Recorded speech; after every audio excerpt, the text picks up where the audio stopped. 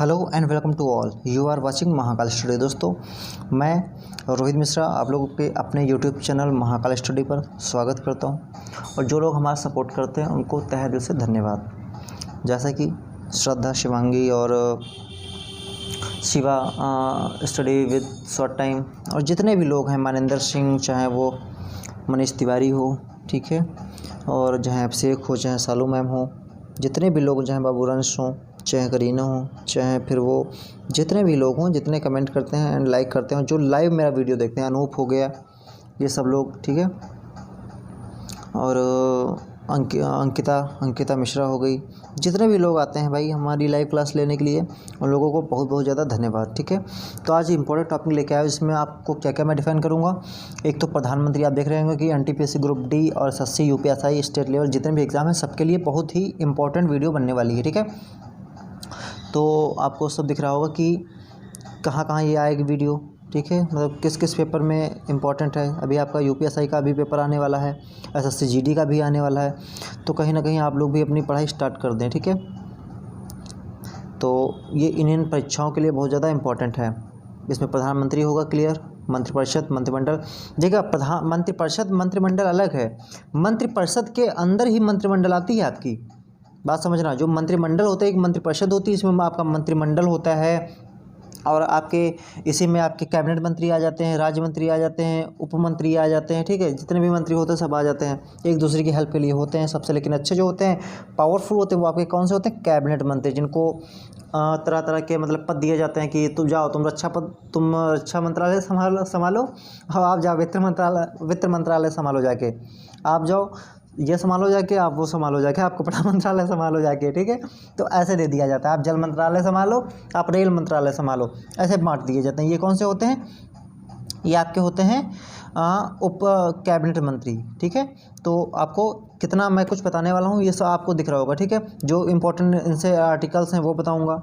ठीक है, आपको मान के चलो 2 से 3 नंबर जरूर पक्के हैं, कोई भी परीक्षा हम देखेंगे तो आपको कहीं ना कहीं मिल जाएंगे। तो बहुत ही इंपॉर्टेंट टॉपिक पॉलिटी का है, तो प्लीज़ पूरा वीडियो को देखें, और वीडियो देखने से पहले लाइक ज़रूर कर दें और शेयर ज़रूर कर दें, है ना, सब्सक्राइब नहीं किया वो भी कर दें।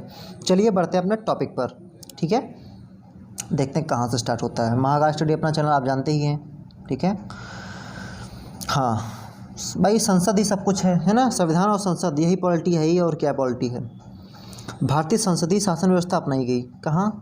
अपने भारतीय संविधान में। ठीक है, संसदीय शासन व्यवस्था अपनाई जाती है अपने यहाँ। और होता क्या है इसके अंदर? नाममात्र का प्रमुख कौन होता है? राष्ट्रपति। नाममात्र का प्रमुख है, लेकिन इसके साइन के बिना कुछ हो भी नहीं पाता। राज्यसभा में पता चला कोई विधेयक पास हो गया, लोकसभा में पास हो गया, जब तक ये वहाँ से साइन नहीं करेंगे वो कानून नहीं बन सकता। ठीक है, तो ये नाममात्र का एक प्रमुख होता है। जो वास्तविक प्रमुख होता है प्रधानमंत्री होता है। अगर प्रधानमंत्री ने बोल दिया ना, साइन करो इस पर, तो उनको करना पड़ जाएगा भाई, क्योंकि एक दूसरे के पूरक हैं। क्यों नहीं सुनेगा इनकी? क्योंकि अगर ना वो आ गया ना तो इम्पीचमेंट को पास भी करवा सकता है। इम्पीचमेंट तो जानते होंगे ना, आर्टिकल 61 के तहत, जिसको बोलते हैं महाभियोग, है ना, तो उसको क्या भाई खाली दिलवानी पड़ेगी, मंजूरी दिलवानी पड़ेगी, पास करवा देगा बहुमत, चलो हटो। तो डर क्या रहता है भाई प्रधानमंत्री से राष्ट्रपति। तो आपको इतना समझ में आया होगा कि नाममात्र का प्रमुख होता है कौन? आपका राष्ट्रपति, जो प्रमुख होता है मेन। वास्तविक जो प्रमुख होता है प्रधानमंत्री होता है। आगे देखते हैं, भारत में राष्ट्रपति केवल नाममात्र का मुखिया होता है, वास्तविक प्रधान क्या होता है? प्रधानमंत्री। ठीक है, अपने मंत्रिपरिषद के साथ मिलकर सरकार चलाते हैं। बोले तो जो मंत्रिपरिषद होती है उसके अंदर जो कैबिनेट मंत्री होते हैं, सब मिलके अच्छे से अपना काम संभालते हैं। उसके लिए आपके उप मंत्री होते हैं, राज्य लेवल के मंत्री होते हैं, जो छोटे छोटे कार्यों को उनका सहयोग करते हैं। चलिए देखते हैं आगे। और ये मंत्री, अब देखते हैं आप मंत्रिपरिषद और मंत्रिमंडल में अंतर, जो मैंने आपको स्टार्टिंग में बताया, समझाया थोड़ा बहुत, तो वही समझाता हूँ। मंत्रिपरिषद और मंत्रिमंडल में क्या अंतर है? ठीक है, काउंसिल ऑफ मिनिस्टर्स, इसको बोलते हैं मंत्रिपरिषद। होता क्या है, ये 3 भागों में बढ़ जाती है, आप देख रहे होंगे। ठीक है, एक होता है कैबिनेट मंत्री प्लस प्रधानमंत्री। जो प्रधानमंत्री होता है ये कैबिनेट मंत्री इसके अंडर में आते हैं, मतलब जो कैबिनेट मंत्री होते हैं ये मेन होते हैं। ठीक है, फिर आ जाते हैं राज्य मंत्री। राज्य मंत्री 2 टाइप के होते हैं, एक राज्य मंत्री होते हैं, एक राज्य मंत्री स्वतंत्र प्रभार होते हैं। ठीक है, मतलब होते एक ही टाइप के हैं लेकिन कुछ उनको स्वतंत्र प्रभार मिलता है, ठीक है, कुछ एक्स्ट्रा चीज़ें। और होते हैं उपमंत्री आपके, ठीक है। तो अब डिफाइन किया गया कि यहाँ पर कैबिनेट मंत्री क्या होता है, ये आपको दिख रहा होगा यहाँ पर कि कैबिनेट मंत्री क्या होता है। ये यहाँ पर सरकार के प्रमुख मंत्रालय जैसे रक्षा मंत्रालय, वित्त मंत्रालय, गृह मंत्रालय आदि के प्रमुख होते हैं और यह अपने विभाग संबंधी निर्णय स्वयं लेते हैं। मतलब इनको टेंशन नहीं रहती कि हमको लेना। अब रेल है, जैसे पीयूष मंत्री थे अभी तक, ठीक है। अब आपको बताना है कि कौन है, पीयूष मंत्री हैं कि दूसरे, आपको कमेंट बॉक्स में कमेंट करना। आप लोग कमेंट नहीं करते यार, 2-3 लोग हैं जो कमेंट करते हैं, जैसे कि आपका ये सालू मैम हो गई, शिवांगी हो गई, श्रद्धा हो गई और मेरी दीदी प्रियंका हो गई, बस। और मानंद सिंह हो गया, यही कमेंट करते, कोई कमेंट ही नहीं करता। मतलब कैसे सपोर्ट कर रहे हो आप लोग? हाँ, कमेंट तो कम से कम किया करो। पूरी वीडियो देखते ही नहीं, तभी तो आप कोई, जैसे मैं क्वेश्चन देता हूँ कोई आंसर नहीं देता, या फिर आप लोगों को कुछ आता ही जाता नहीं। ये भी हो सकता है ना कि कुछ आता जाता नहीं हो, आता ना जाता चुनाव चिन्ह छाता है ना। चलिए देखते हैं। अरे बुरा मत मानना यार, मजाक कर रहा हूँ जस्ट, ठीक है। तो ये अपना जो डिसीजन लेते हैं स्वयं लेते हैं, कौन? कैबिनेट मंत्री। जैसे कि रेल, पता चला रेल बंद करना है, मतलब रेल का टिकट बढ़ाना है, ठीक है, तो डिसीजन स्वयं ले लिया कि इसका टिकट बढ़ा दो, समझे। राज्य मंत्री क्या होता है? कैबिनेट मंत्री के सहायक होते हैं, मतलब इनकी हेल्प के लिए होते हैं और स्वतंत्र प्रभार के मामले में वे अपना कार्य कैबिनेट मंत्री के भांति ही स्वतंत्र कर सकते हैं, ठीक है। इतनी बात समझ में आ गई होगी आप लोगों को। आगे देखते हैं उपमंत्री क्या होते हैं। उपमंत्रियों को कैबिनेट अथवा राज्य मंत्री को उनके प्रशासनिक, राजनैतिक और संसदीय कार्य में सहायक हेतु नियुक्त किए जाते हैं, जो होते हैं उपमंत्री। आई होप इतना आपको समझ में आया होगा, है ना। बढ़ते हैं आगे, अगली स्लाइड देखते हैं क्या भाई बोल रहे हैं इसमें। और सब्सक्राइब अगर शेयर नहीं किया ना, लाइक ना किया तो ज़रूर करें यार, सपोर्ट करो दोस्त। प्रधानमंत्री मंत्रिपरिषद क्या होता है आपको समझाता हूँ, ठीक है। आर्टिकल 74 में बोला गया, लगभग कुछ बहुत चीज़ें हैं जो मैं रिपीट कर चुका हूँ। पॉलिटी मैं बिल्कुल ख़त्म ही कर दूंगा, पॉलिटी आपके सारे लेक्चर्स दे दूंगा कि आपको अगर पॉलिटी पढ़ना तो आप पढ़ो अच्छे से। तो राष्ट्रपति होता क्या है? राष्ट्रपति की सलाह के लिए एक मंत्रिपरिषद होगा। आर्टिकल 74 में बोला गया कि राष्ट्रपति की हेल्प के लिए एक मंत्रिपरिषद होगा, जिसमें होंगे कौन? आपके कैबिनेट मंत्री वगैरह, पहले ही बताया आपको, जिसका प्रधानमंत्री होगा, कि मतलब कुछ मंत्रियों के साथ में मिलकर वो एक प्रधानमंत्री होगा। वो सभी मंत्रियों को अपना डिफाइन करेगा, आपको ये करना, आपको ये करना, एक एक अलग स्वतंत्र प्रभार दे देगा, आप ये संभालेंगे, आप ये संभालेंगे, आप ये संभालेंगे, और रह के प्रधान राष्ट्रपति की हेल्प करेगा। वही चीज़ है, अकेला चना भाड़ नहीं फोड़ता है ना, ये तो आपको भी पता होगा। तो वही है कि मिल के सब कार्य करो, यही अपनी संसद है, यही अपना संविधान है। तो आर्टिकल 75 में क्या बोला गया कि प्रधानमंत्री नियुक्त राष्ट्रपति करेगा। जो प्रधानमंत्री की नियुक्त करेगा ना, राष्ट्रपति ही करेगा, यहाँ पर समझना। और अन्य मंत्रियों की नियुक्ति राष्ट्रपति प्रधानमंत्री की सलाह पर करेगा। देखिए आप, बहुत इंपॉर्टेंट बात है कि जो प्रधानमंत्री की नियुक्ति करेगा वो राष्ट्रपति करेगा, और अन्य मंत्रियों की नियुक्ति राष्ट्रपति प्रधानमंत्री की सलाह पर करेगा। है ना बेस्ट बात, कि खुद ही राष्ट्रपति का चुनाव करेगा और बाद में अन्य मंत्रियों की राष्ट्रपति प्रधानमंत्री की सलाह पर करेगा, ठीक है। आगे देखते हैं। 91वां संविधान संशोधन 2003 में हुआ। कब? 2003 में। यह अनुच्छेद कहता है कि मंत्रिपरिषद में मंत्रियों की कुल संख्या प्रधानमंत्री को शामिल करके लोकसभा के कुल सदस्यों के 15% से अधिक नहीं होनी चाहिए। बात समझ रहे हो? आपको बताना है कि लोकसभा में कितने लोग हैं, 255 हैं, 245 हैं, कितने हैं भाई आप लोगों को बताना है, ठीक है, कितने लोग हैं, है ना, कि 555 हैं, यही सब ऑप्शन दे रहा हूँ मैं, 555 हैं, 403 हैं, ये सब आपको बताना है कि कितने हैं, ठीक है। फिर समझ लेना उसके 15% होते हैं, 403 हैं, ऑप्शन सारे मैंने दिए हैं, ठीक है। तो आपको देखना है, समझना है और बताना है। आप लोग पता नहीं पढ़ाई करते हो नहीं करते हो, मुझे मारा करते हो आप लोग, हैं, पढ़ भी लिया करो यार।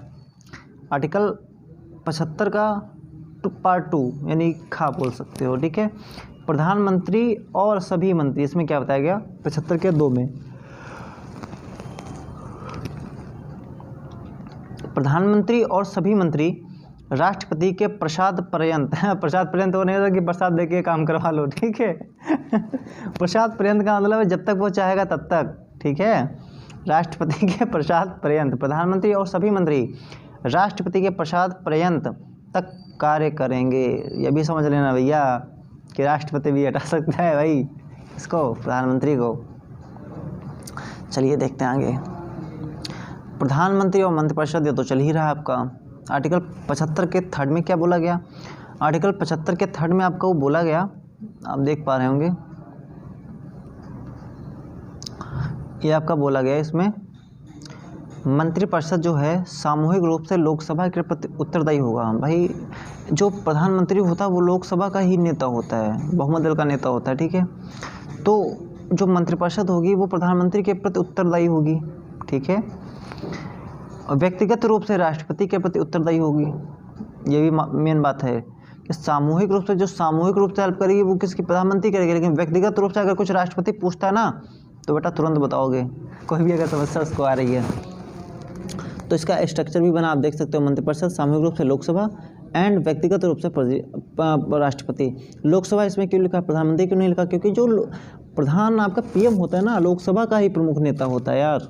ओके, इतनी बात आपको समझ में आई होगी। चलिए देखते हैं आगे। आर्टिकल 75 के 4 में क्या बोला गया कि पद ग्रहण से पूर्व प्रधानमंत्री सहित प्रत्येक मंत्री को राष्ट्रपति के सामने पद और गोपनीयता की शपथ लेनी होगी। अब समझ सकते हो कि प्रधानमंत्री को शपथ कौन दिलाता है? तो राष्ट्रपति दिलाता है। कौन दिलाता है? राष्ट्रपति के सामने पद की शपथ लेता है भाई, ठीक है। बता देना आप कमेंट बॉक्स में कि कितनी होती है इसकी सैलरी भाई, ठीक है।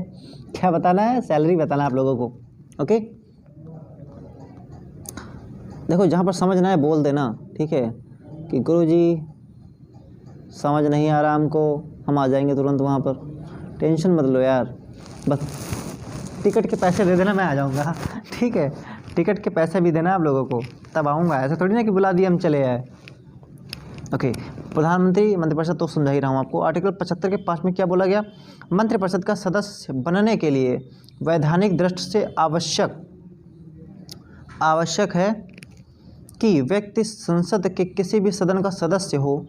यदि व्यक्ति मंत्री बनते समय संसद का सदस्य नहीं है तो 6 मंथ के अंदर उसको संसद का सदस्य बनना अनिवार्य है, नहीं तो उसे अपना पद छोड़ना पड़ जाएगा। समझो बेटा बात कितनी इंपॉर्टेंट है कि मंत्रिपरिषद का सदस्य अगर बनना चाहता है वो मंत्रिपरिषद, क्योंकि मंत्रिपरिषद में इंपॉर्टेंट लोग आते हैं, ठीक है, तो वो किसी सदस्य का सदस्य जरूर हो संसद के, या तो लोकसभा या राज्यसभा का, नहीं तो 6 महीने के अंदर वो ले सदस्यता, अन्यथा उसको टर्मिनेट कर दिया जाएगा। बोलो स्वाहा, ठीक है, हो गया। आगे क्या बताया गया आर्टिकल 78 में कि प्रधानमंत्री का क्या कर्तव्य होगा कि वह देश के प्रशासनिक एवं विधायी मामलों तथा मंत्रिपरिषद के निर्णय के संबंध में राष्ट्रपति को सूचना दे। बात समझना, आर्टिकल 78 में बोला गया कि प्रधानमंत्री का यह कर्तव्य है कि वह देश के प्रशासनिक एवं विधायी मामलों के मंत्रिपरिषद के निर्णयों के संबंध में राष्ट्रपति को सूचना दे। यदि राष्ट्रपति इस बात पर सूचना को प्राप्त करना आवश्यक समझे तो, अगर वो कहता है कि हमको कोई भी अगर कार्य हो, ये हो, तो मुझे डिसीजन पहले बताओ, तो इनको बताना पड़ जाएगा। कब? आर्टिकल 78 के तहत, ओके। देखते हैं दोस्त आगे। कुछ फैक्ट हैं जो आपको रट लेने हैं, ठीक है, जो आपको रट लेने हैं, ओके।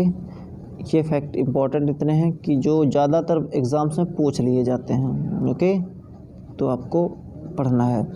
प्रधानमंत्री किसी मंत्री को त्याग पत्र देने अथवा राष्ट्रपति को उसे बर्खास्त करने की सलाह दे सकता है, समझे? राष्ट्रपति को उसे बर्खास्त करने की सलाह, गजब। समझ रहे हो कि प्रधानमंत्री किसी मंत्री को त्याग पत्र देने अथवा राष्ट्रपति को उसे बर्खास्त करने की सलाह दे सकता है।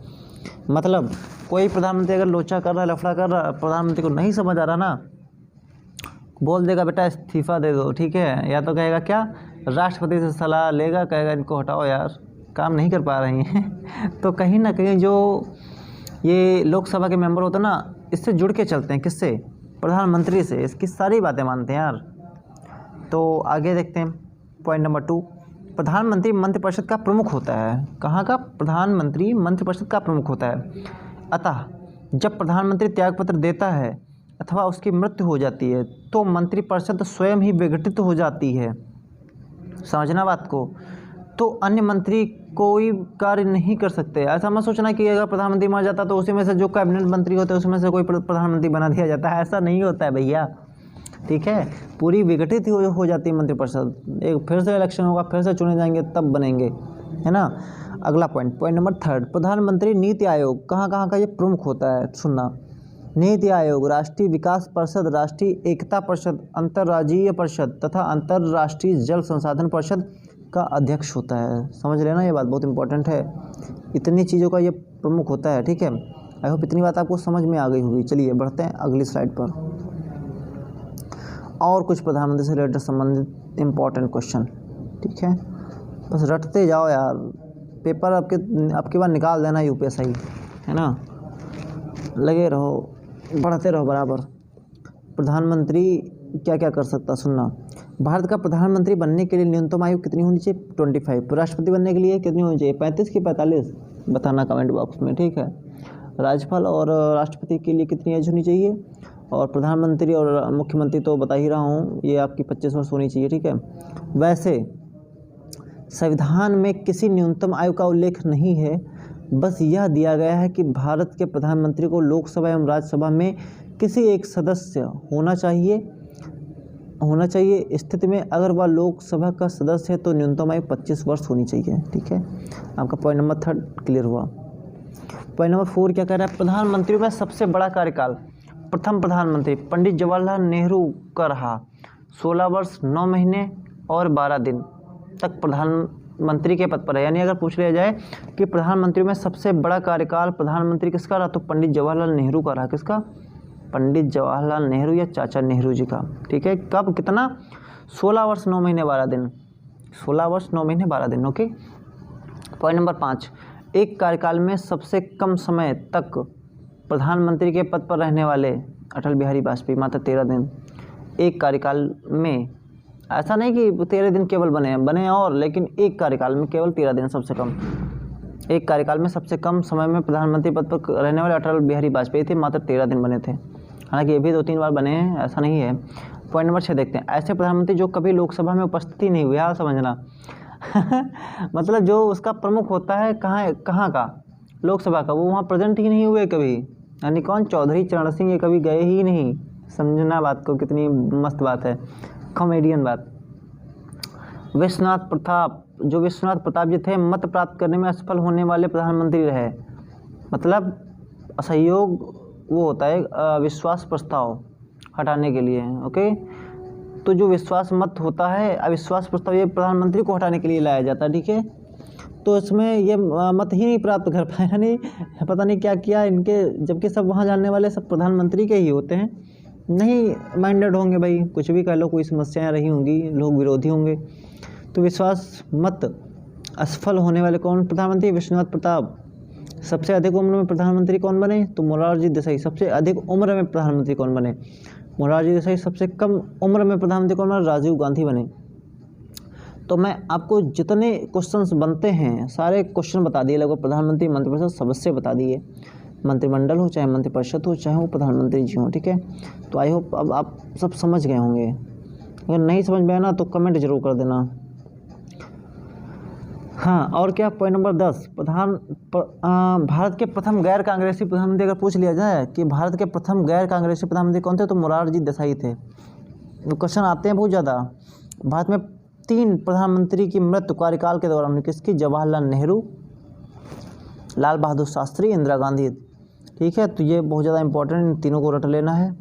और गैर कांग्रेसी जो थे, मतलब जो कांग्रेस के नहीं थे, भारत के प्रथम गैर कांग्रेसी प्रथम जो बने थे मोरारजी देसाई बने थे, ओके। चलिए आगे देखते हैं। अगर वीडियो अच्छी लग रही है सो प्लीज़ बहुत ज़्यादा मेहनत लगती है सब बनाने करने में, तो सपोर्ट करो, लाइक करो, शेयर करो एंड सब्सक्राइब करो, है ना। और कोई आपकी समस्या तो आप डिस्क्रिप्शन बॉक्स में लिंक दी रहती, आप जाके वहाँ पर ज्वाइन कर सकते हो मेरा क्विज़ ग्रुप। और अगर PDF आपको चाहिए तो चैनल से जुड़िए, है ना, और ऐसा सपोर्ट करते रहिए। क्वेश्चन पहला आपका कि प्रधानमंत्री की नियुक्ति कौन करता है, तो कौन करता है, आप खुद बताएं। राष्ट्रपति करता है ना, तो प्रधानमंत्री की नियुक्ति कौन करता है? राष्ट्रपति करता है। ओके, और अगला क्वेश्चन कौन सा आंसर हो जाएगा? राष्ट्रपति करता है। भारत के प्रधानमंत्री पद के लिए उम्मीदवार कम से कम कितनी उम्र होनी चाहिए? 25 आपको मैंने बताया।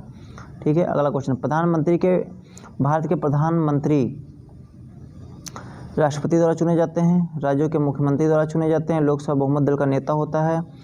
ठीक है, और चुने नहीं जाते बल्कि वंशागत होते हैं। वंशागत तो होते नहीं अपने यहाँ, लोकसभा का बहुमत दल का नेता ये तो होता है, श्योर है। ठीक है, राज्यों के मुख्यमंत्री द्वारा चुने जाते हैं? बिल्कुल नहीं चुने जाते, राष्ट्रपति द्वारा चुने जाते हैं। तो किसके द्वारा? राष्ट्रपति द्वारा चुने जाते हैं। किसके द्वारा? राष्ट्रपति के द्वारा चुने जाते हैं। और होता बहुमत दल का नेता तो है ही, ये तो श्योर बात है, लोकसभा में बहुमत दल का नेता होता है, ये भी बात श्योर है। लेकिन पूछ रहा है चुना जाता है। भारत के प्रधानमंत्री, देखिएगा भारत का प्रधानमंत्री, इसमें से आप खुद बताएंगे। ठीक है, कि इसमें क्या होगा?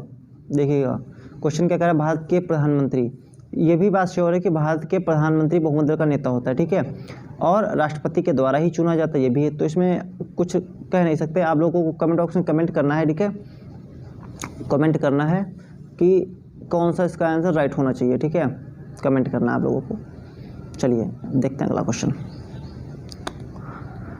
और प्लीज़ वीडियो को लाइक जरूर करें, शेयर जरूर करें। ठीक है, प्रधानमंत्री पद पर सर्वाधिक समय तक कौन आसीन रहा? कौन रहा? चाचा नेहरू। ठीक है, कौन रहा? चाचा नेहरू। ये सारे क्वेश्चन भी कराए हैं, ऊपर दिखा भी सकते हैं आपको।